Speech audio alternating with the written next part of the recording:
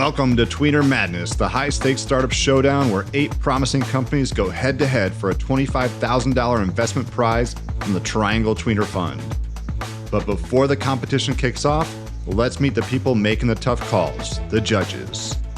In this special Meet the Judges episode, we're sitting down with the investors and industry leaders who will be asking the hard-hitting questions, evaluating the startups, and ultimately deciding who moves forward in this bracket-style competition. Each round, 3 judges will vote on which startups advance, leading up to the finals in early April, where one company will take home the top prize. From the judges, you'll hear about their backgrounds, what they look for in a winning startup, and maybe even get a little inside scoop on their decision-making process. So, if you're a founder looking for investment, an entrepreneur curious about what investors really want, or just someone who loves a good business battle, you are in the right place. Let's meet the judges. Here's your host, Scot Wingo. Hey everybody, I'm joined by Robbie Hardy. She has graciously agreed to be on our illustrious selection committee for Tweener Madness. And we're excited to have her expertise, and she's done a ton of angel investing, and she's going to give a quick background. If you're interested in learning more about Robbie, we have a really deep podcast that we recorded recently. Robbie, thanks for doing this. Thanks for having me. Yeah, so walk people through your experience as an angel investor. How did you get drawn into this, and what are you kind of up to these days? So I got drawn into it. When I became an entrepreneur, I thought I knew everything about investing because I'd been doing M&A in the corporate world, but of course I soon realized that I didn't. Then I raised money and sold the company. I still thought I knew. And then I did my first investment, and I had no clue what I was doing. So that was in 1995, and I've been an angel and sometimes venture investor since then, or been in a venture fund. And so I, have a lot of passion for startups. I coach and mentor them. I'm an author, I'm an investor. I sort of do a lot of things. And I'm very passionate about women, and I was always the only woman in the room. So I thought, and particularly when I got into investing, I thought it was time for me to change that. So I tried to do it in 2020 unsuccessfully because it was too early. And I finally did it in 2019 and started Excel Ventures, which is women angels investing in women founders. The difference is this is a debt fund, not a equity fund. So it's smaller amounts of money to take people over hurdles that happen where equity is probably not the best solution. Awesome. And those guys have been chugging away, and they've been at it, since you started in 2025-ish years now. Yes, a year as a network, and then became a fund, right? Okay, got it. Yeah, and then is it like a fund 1, 2, 3 type of a setup? So it's about to be fund 2. Okay. It's gone slowly because women like to know what they're doing. They don't like to jump in to a pool with no water. And so they really, have been learning and growing along with the founders. And so it has moved along and done well. Excellent. Yeah. Yeah.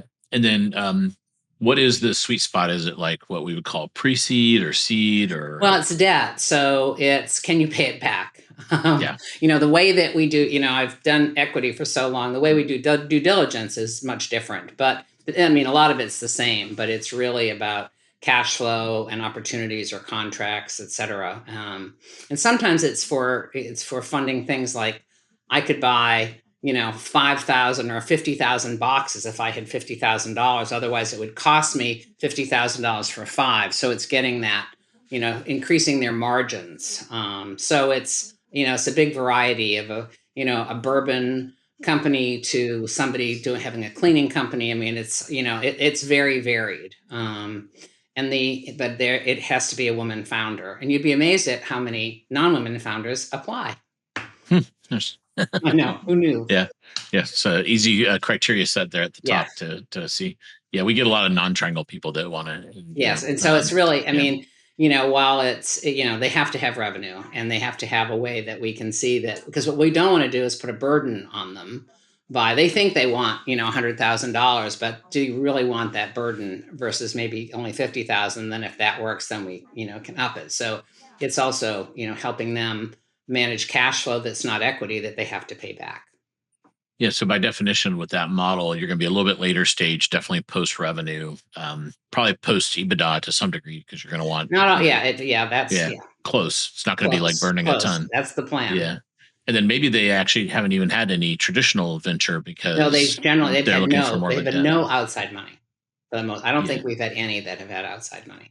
Yeah, a lot of e-commerce companies have this profile where they're really scaling, and if they just had a little bit more to go buy that next Right. tier product and get it cheaper, or Exactly. And so we're starting to see more and more of that, so yeah, it makes sense. And, inequity is, and we're very competitive on, we don't gouge them on interest. There's no collateral.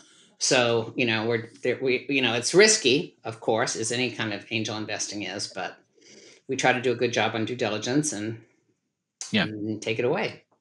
Yeah, and then like traditional venture debt, they always come in with an equity round, so you're not, you're not requiring an equity round, if I understand correctly. There's no equity round, because part of the reason for this is we think we found this sweet spot. It's been there for a long time. It just, particularly as you said, with more e-commerce, and we're trying to get women who are not familiar with angel investing to understand it, and so that we can grow it and more. Because if women don't start becoming angel investors, investing in women founders, then we lose all the women founders that do great things. Yeah, and the other thing to help folks that have never done angel investing understand is when you do traditional equity, you typically wait 10 to 12 years to get paid back, which is a long time. And then the other kind of crazy thing is you actually get your losses first. Right. Yeah. So you get punched in the face, and then you have like a couple mediocre exits, and then your big ones happen later. Well, and you have to understand valuation and term sheets. And there's so many things to understand that we take for granted because we've been doing it a long time. But yeah. And with debt, you get paid back faster, right? You can already get some money back, which is nice. We pay them back twice a year, whatever, they get some money back twice every year. Yeah, very cool. Do you have a geographic focus, or just all over? They have to be in the United States. United States, okay. Wow. Most of them are here, but yes, they don't have to be here. Obviously, the world is different. Yeah, and then you've been doing your own angel investing for a while. What's a couple of your biggest successes that you've had? Well, one of them was Channel Advisor. You might be familiar with that.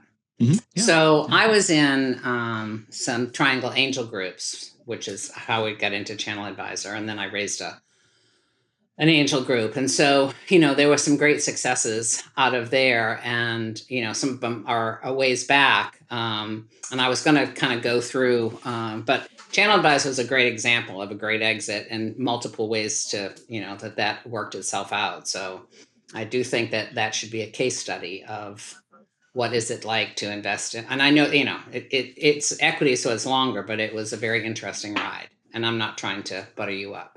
Yeah. Buttering up is always appreciated. Yeah. Okay. Well, anyway, when I thought back of it really came to mind because of how it all, unfolded. Yeah. And then do you have some people have this anti-portfolio, so like some that they missed. Do you have any that you missed back in the day that come to mind? I don't do that very often. One that I've looked at, obviously we all have them. Another one that came to mind is Spoonflower. Kind of, it was like, who wants to do, I just kind of poo-pooed it, and it was so awesome to see it, it struggled, but it found its place and did well. So that was nice. Yeah, that was digitally printed fabric, and then ultimately sold to not StubHub. That's the wrong company. It'll come to me in a minute. But Michael Jones, Shutterfly, right? Yeah. Anyway, between the two of us, we'll remember Shutter something, right? For a really nice exit. Yes. So that ended up being a good outcome. Awesome. So you've seen probably thousands of pitches at this point, maybe more. Yes, I have seen them from my own investing and from judging, and because I've been coaching for almost 30 years. So yeah, I've seen a lot. Yeah, we could probably go an hour on pitch coaching. It's okay. What are like some of the Robbie Hardy 3 bullets of do's and don'ts? Tell your story. Don't try to figure out what you think I want to know, or what whoever the audience wants to know. Obviously there's some basic things that I think everybody gets, but trying to research the investor to figure out what it is you think they actually want to know in that first pitch. They want to hear your story. Second thing is, if it's technical in nature, and I tend to invest in all that, don't tell me how you coded it. tell me what it does and why it makes sense. Getting sort of in the weeds of the how to, and I know people spend, hundreds of hours doing this, and so they want to share that.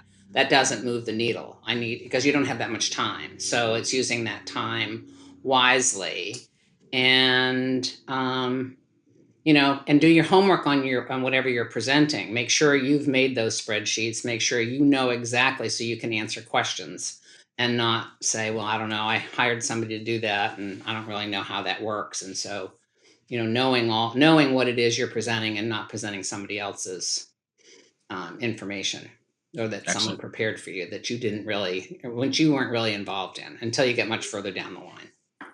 Yeah, so don't show the finance slide and be like, oh, I don't know where any of these numbers come from. And so they start right, exactly. I tend to invest early, so when you're further down the line, it's different.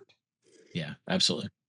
Well, awesome. Well, thanks. We appreciate you being on the selection committee. We'll see you live in the studio when we do that. I'm excited. Any last tips that you want to give to some of these founders that are going to be applying? I think it's, you're excited. It's your baby, and just, showcase, the problem it's going to solve and how, flexible and able you are to make it work. Because being able to, sometimes you have to pivot and shift gears. And so, that makes a big difference also. Awesome. Thanks, Robbie. That's great advice, and appreciate you taking time to do this. And we'll see you live in the studio for the competition. Thank you. Nice to see you. That's a wrap on this Meet the Judges episode. Now you know the minds behind the decisions, the investors and industry leaders who will be putting these startups to the test. As Tweener Madness kicks off, they'll be asking the tough questions, making the tough calls, and deciding who advances in the bracket, all leading up to the finals in early April. Make sure you're subscribed so you don't miss a single matchup. And if you want to follow along with all things Tweener Madness and the Triangle startup scene, head on over to tweenertimes.com. Also, if you're thinking about launching your own podcast or want to bring professional production to your brand, check out Earfluence.com. The competition is about to begin, and we'll see you soon in the next episode.